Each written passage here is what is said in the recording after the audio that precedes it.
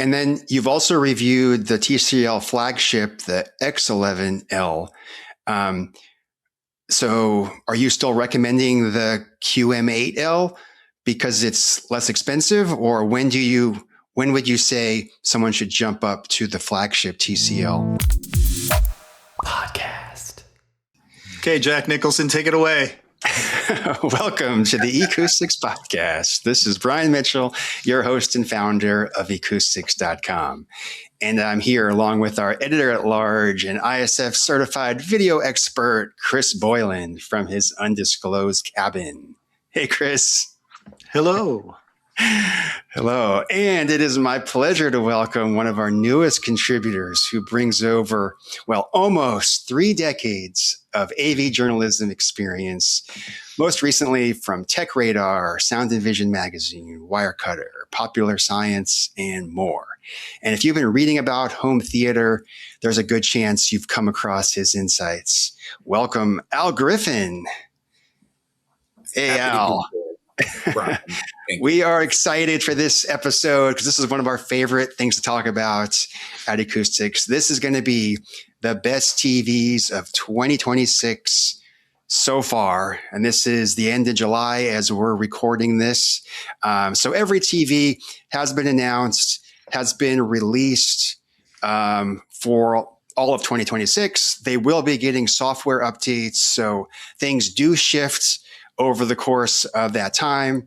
And it's been a long journey from the early days of CES in January, where we got the first TV announcements, all the way to the Value Electronics TV shootout, which Chris Boylan was just out a couple of weeks ago, all the way from company deep dives at their headquarters, trips to Japan, and of course, our hands-on reviewing and measuring.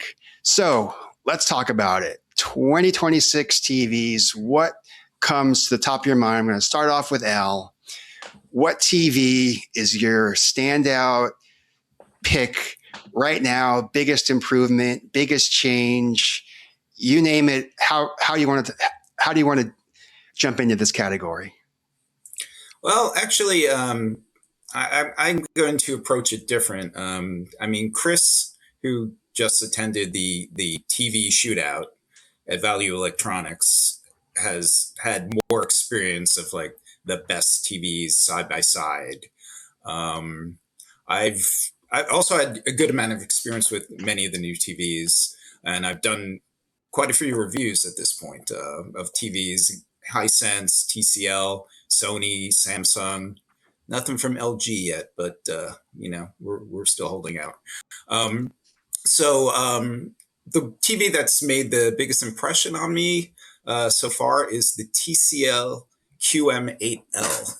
And one reason for that is its value. This is a TV that has a very bright picture. It has a new technology called super quantum dot, which gives it a very rich and extended color palette, which allows it to compete very effectively with RGB mini LED, which is the other hot new, TV technology for 2026. And you would think like, okay, a TV with this level of performance and style, is also a very well-designed TV, would be super expensive, but actually right now the 65-inch version is only $1,500, which is pretty incredible, and compared to what else is out there. I haven't really done too much time with OLED TVs, so maybe I'm going to pass that on to Chris because he's a big OLED fan. Fanboy, you might even say. Yeah, I think there are 2 things to keep in mind. One is ultimate performance, and one is price. And the third one is where are you going to watch it? So all of these questions really do make an impact on what someone would consider the best TV of 2026. If I limit it just to performance, I will say the one that impressed me the most this year is the one that's right behind me. That's the Samsung S95H OLED TV. And in sizes up to 77 inch, it is a QD quantum dot OLED TV. So it's gotten much better in color reproduction, in its filmmaker mode, and accurately representing both SDR and HDR content. It has a couple of polarizing features that people either love or hate. People love to voice their opinions on, for sure. One is the frame. It's got a metal bezel that surrounds the whole thing, or a frame that makes it look a little bit more like artwork than a standard, thin, narrow bezel TV. And the other is the matte screen, which you can see actually there's a little bit of a reflection of an overhead lamp that is shining directly at that TV, but it's so diffuse you can barely see the shape of the light. And on any other TV with a more of a gloss finish, that you'd be able to see the entire light bulb and the outline of the light. So its handling of ambient light is different, and some people do like that because they like to watch TV in bright rooms. Some people don't like it because it can change the black level. It can change the floor of black when you're in a brighter room. To me, I don't mind it because when I want those deep blacks, I just turn off the lights or close the shades. But in terms of its performance, it definitely looked better than both the Sony and the LG OLED TVs at the shootout. And these were full calibrated TVs viewed only in dark rooms. There were a couple of tests we were supposed to do in bright rooms and out of the box settings, but there were some technical glitches during the event that eliminated those categories. So just looking in dark room performance, reference material, SDR and HDR content, I think that Samsung kind of ran away with that event. We also looked at RGB LED lit LCD TVs at the event, but they separated this year. So there were separate judges for OLED and for RGB LED. Didn't prevent us from looking at all of the TVs because they're all in the same room. But I didn't look at the RGB lit LCD TVs as critically as I was looking at the OLED TVs during that event. So you were only a judge for the OLED TVs? Correct. 5 judges for OLED and 6 judges for the RGB lit LED TVs. Okay. So you had no so let's talk about RGB was the breakthrough technology of 2026. Well, along with super quantum dots along with super quantum dots from TCL, but every major manufacturer, LG, Samsung, Sony, TCL, Hisense came out with a RGB version, mini RGB, micro RGB, something with RGB in it, TV this year. But I think it was the Sony, they're calling it True RGB, another name. I think it was the Sony True RGB, which kind of stood out. But you saw that at the event, Chris, and I think you have that TV in for review now. So what could you tell us about this new Sony True RGB technology?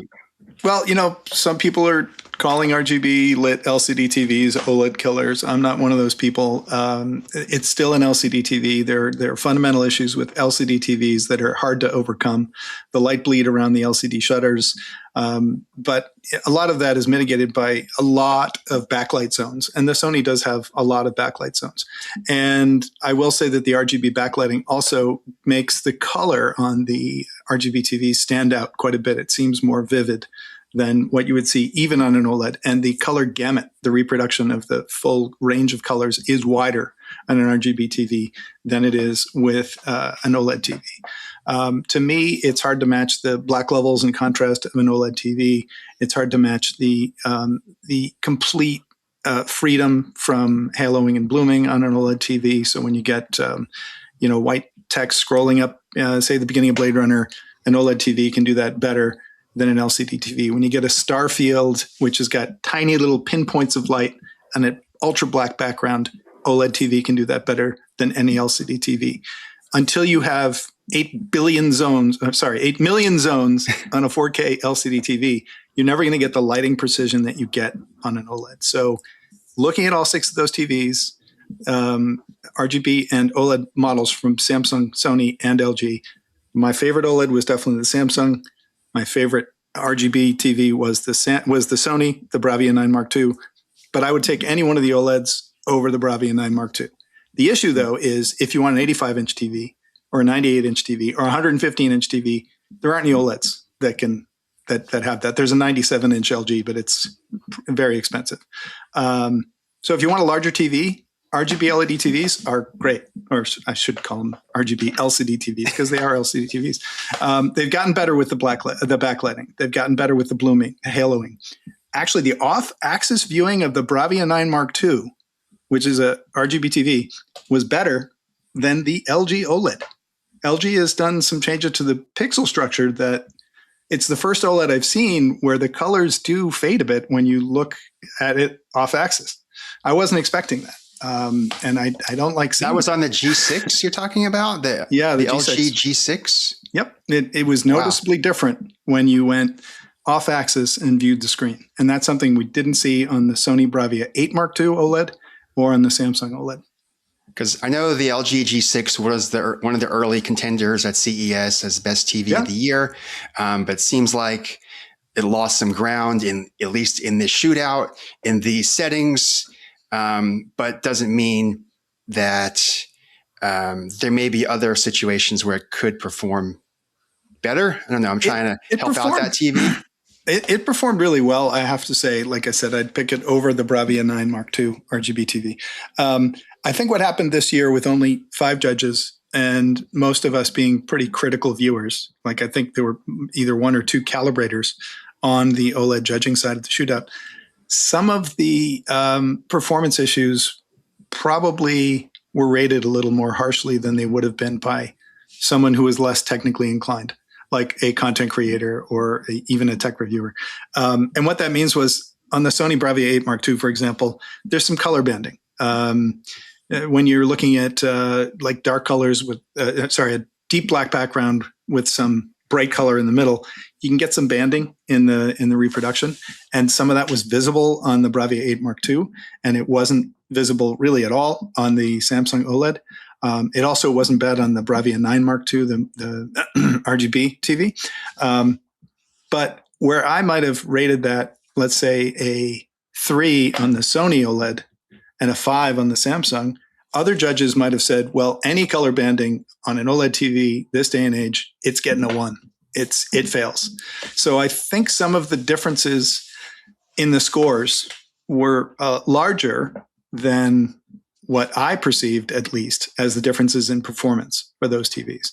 So you get a TV like the Sony Bravia 8 Mark II, which won last year, and it's getting like a 1.8 on the color banding score.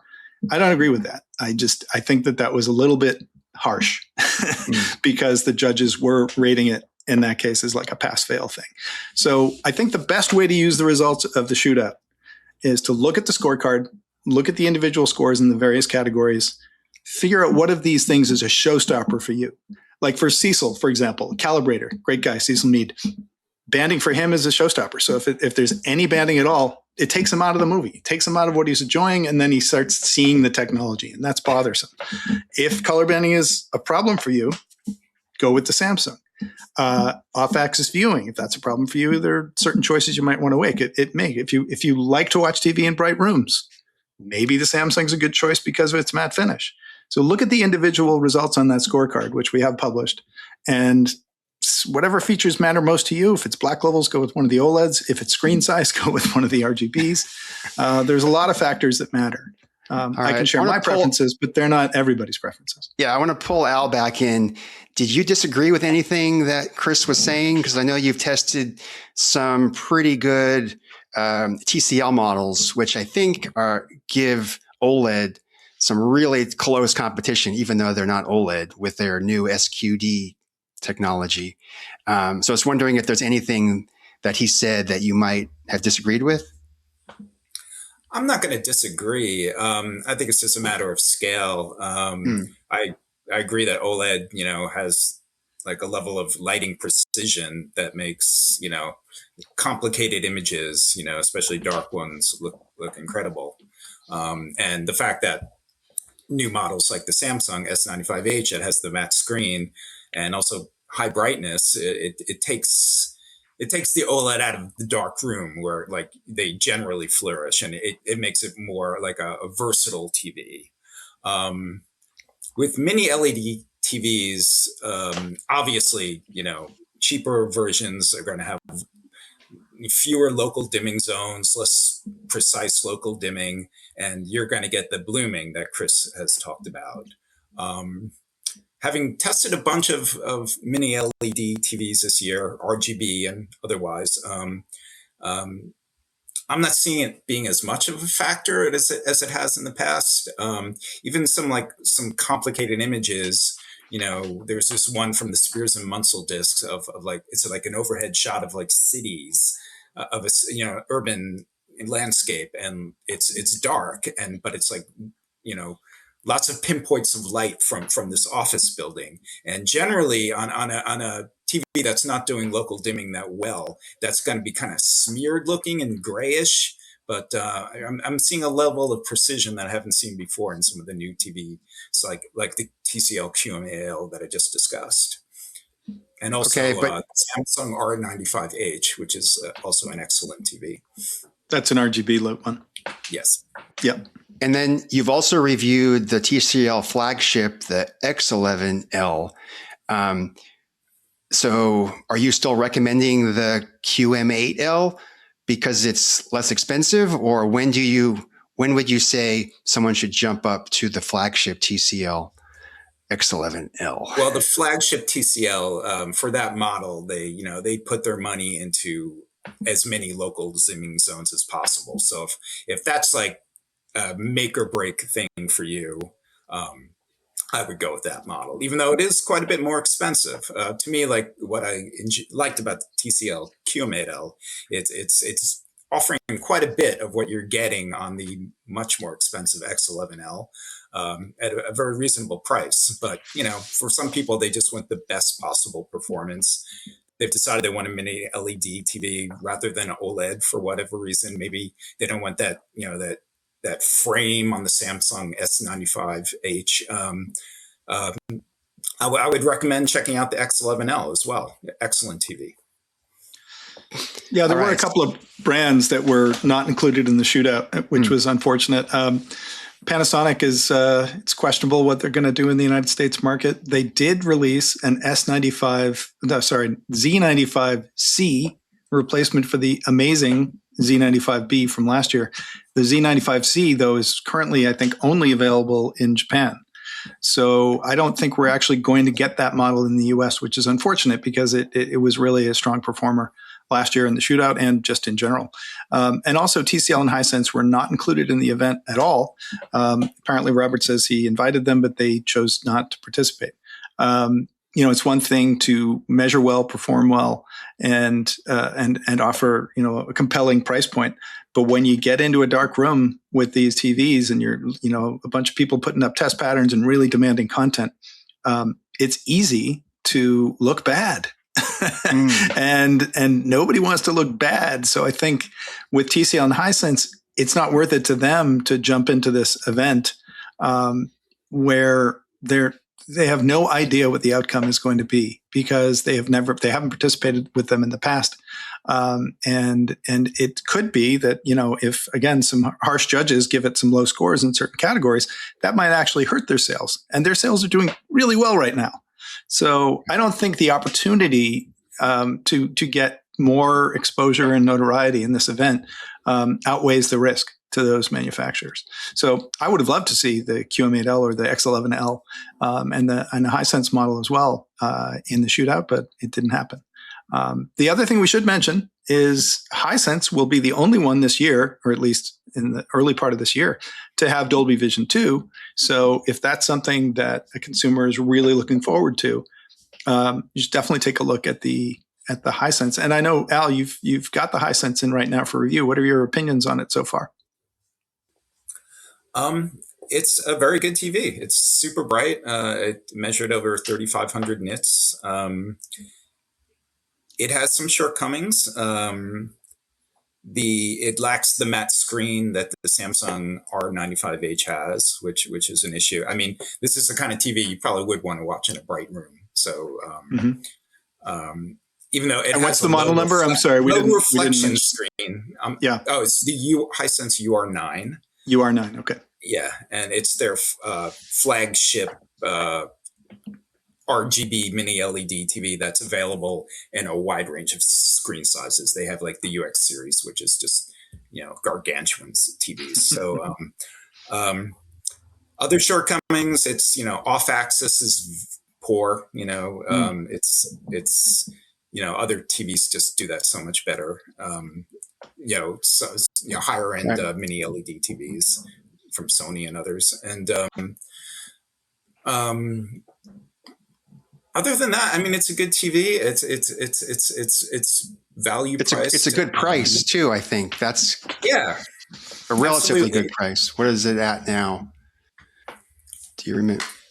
I think it's like around $1,600 or so for the 65-inch. Yes. Yeah.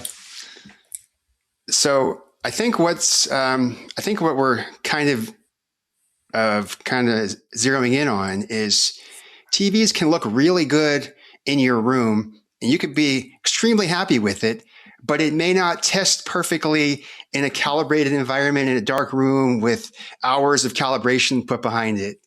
And that shouldn't diminish your viewing pleasure, happiness with your purchase, because some reviewer said it's not as good in a dark room once you've paid a calibrator to do all this stuff. Well, this is what we do. I mean, we subject the TVs to as much as possible. Torture. We don't want to just be like, oh, it's great. That's why we do measurements where possible. And it's the Hisense UR9, for example, is a very bright TV. It has quite good local dimming. It also has accurate color in filmmaker mode out of the box. For some people, that's very important. Mm-hmm. It's not perfect all around, and like the competition this year is very strong. So, I definitely thought the UR9 was a good, strong TV. And Chris, you're still sticking with OLED. Samsung S95H is your, I think, top pick of the year, at least so far. Is that accurate? Yes, from what I've seen so far. If the Samsung does manage to come, if the Panasonic manages to come to the United States this year, I'll be excited to take a look at that. But I think that's not looking too promising at the moment. But there are things that OLED does well that, like when I was mentioning about Cecil Mead, there are things that will take him out of the enjoyment of the movie. For him, it's color banding. For me, it's blooming. It's gray level. It's grays where there should be black. It's the uniformity of the screen. Like it has to be perfect pitch black for me to love it. If I see hot spots, which you see in a lot of LED TVs, it takes me out. I'm like, oh, I'm watching a TV. I'm not watching a movie. Right. And I don't want to feel like I'm watching a TV. I want to be enjoying the content. And for me, I enjoy the content more on an OLED TV than I do on any LCD TV. Now, it doesn't mean that they're not getting closer and better. The Bravia 9 II, for example, is an excellent LCD TV. I would think it were an OLED in many cases on many pieces of content. But, one of the things we put up in the shootout was like a single pixel lit up on the TV and the rest of the screen was black. My God, the amount of like ghosting around the image, the blooming around the image on the LCD TVs was so annoying. And that's on a calibrated TV, whereas on the OLED TVs, it was perfect. There was a bright pixel. Right next to it was black all around it. So anytime you've got lighting zones and you've got an LCD panel that's masking the light of that backlight, you're going to get a certain amount of loss of precision of that lighting. And that to me is something that takes me out of the content. If I'm watching Gravity and there's a lot of shots of stars in a black background, I want to feel like I'm seeing all of them. And I know on an LCD TV, I'm not. Some of those lights are just being eliminated because there's too much black around them. And some of the spaces around the stars are a little bit grayer than they should be. So again, it's personal preference. To some people don't care about that. One thing I have noticed, when testing mini LED TVs is that when you adjust the level of local dimming, usually it's high, medium, low, you do see things like star fields, like you'll see some stars disappear. So you're not going to get that on OLED TV. So totally agree with that. But once again, it's just a matter of scale. OLED, especially the new OLEDs are, for people who are just perfectionists and willing to pay for that. One thing I am interested in, I I hope to review the Samsung S90H, which is the step down uh, OLED TV, to see, how well. I'm not going to be able to do a direct comparison with the S95H, but just to see how it measures up and what I think of it. Just using it as an everyday TV. And that one is not a QD-OLED, right? It's not. Which is just disappointing, but I assume it's priced appropriately. And it doesn't have the glare-free screen, or does it? I forget. It does not. No, it does not. And it's standard bezel, thin bezel, no frame around it. Correct. Yeah. Yeah. Right. So there's a lot of issues you have to think about when you're buying a TV now in 2026. Do you want thin bezel? Do you want thick bezel? Do you want matte screen? Do you want glossy screen? Which interface? Which viewing angle do you want? Whether it's Dolby Vision or not. So there's a lot of factors that you may get, because even with Chris's favorite, it doesn't support Dolby Vision. Samsung has never supported it on any of their TVs. So any Dolby Vision content in all of its glory is not going to deliver some capabilities. But what those differences are, what it falls back to. It falls back to HDR10. Right. And there's some content that's available in both HDR10 Plus and Dolby Vision. Many of the streaming services now have added HDR10 Plus because it is an open standard, doesn't require licensing. Right. So, yeah, but to me, I'd rather have a OLED without Dolby Vision than an LCD with Dolby Vision. I mean, it's fundamental differences in the way that the TV technology works in reproducing the image that set my priorities. Now, I don't have the same priorities as everybody, but those are my priorities. Right. Well, getting back to Panasonic for a minute, the prospect of them leaving the U.S. market is kind of disappointing because, obviously, like we're making very good OLED TVs, but also they were putting a lot of emphasis in the higher end models on sound quality, and not everyone wants to use a soundbar. I mean, it's just a fact, and the Panasonic TVs gave you the option for like a really high quality built-in sound system on the TV. So yeah, that's a good point. I have a Z95B, so it's last year's flagship in my living room right now. And I also have a Denon receiver and Martin Logan speakers. Pretty nice home theater setup in the living room. More than once, I'd be halfway through a show and realize that I'm still listening to the TV speakers on that TV. It's got a big, thick cabinet on the back. It's got lots of resonance, lots of room, good reflective speakers to give you that immersive soundstage. So you're right, spot on, Al. Some of the sound quality on TVs is something that varies quite a bit, and Panasonic, with their input from Techniques, has some really good sounding TVs. Well, so a reason to scoop up the Z95B. If you can find it. It's not for sale anywhere anymore. But that's a great point, Al. You just brought up, what about 2025 models that were top from last year that could be great values this year? I think the Panasonic you just mentioned. Is there anything else still on the market from 2025 that you would? I know the Sony Bravia 8 II is a carryover model, still current. Anything else pop in your mind on a 2025 model, if you can get it at a good price, you would steer people towards? Well, as long as it's available. I mean, the Samsung or LG OLED TVs, their top OLED TVs from last year, G5. I forget the Samsung model. S95F. F, right? Mm-hmm. So, find those. They're also excellent TVs. The flagship mini LED TVs from most brands were very good. Hisense and TCL last year. The model numbers are escaping me right now, but I think with the Hisense it was the QM8G. So that was the 8K. Oh, okay. QM8K last year, L this year, right? Oh, that was TCL. TCL. I'm sorry. My bad. TCL had the K. Yep. Anyway, flagship models from Hisense and TCL from last year. Good stuff. So, and you can probably get them for really good prices at this point. Yeah, I mean, we are always looking at the latest and greatest, the shiny new thing. It doesn't make all of last year's things bad. In fact, like most people own their TVs for like 7 or 8 years, and a TV from 7 or 8 years ago can still look amazing on a lot of content today. So don't be distracted by the shiny new thing, even though we are. True. All right. I think this was I think that's a great way to end this. We've covered all of our favorite TVs. And yeah, let us know what you guys think in the comments below. I want to thank Al Griffin again for joining us on the podcast. And of course, Chris Boylan, editor at large. Look for more 2026 TV reviews to come out on eCoustics.com. And we look forward to seeing everyone next time. Thanks. Bye.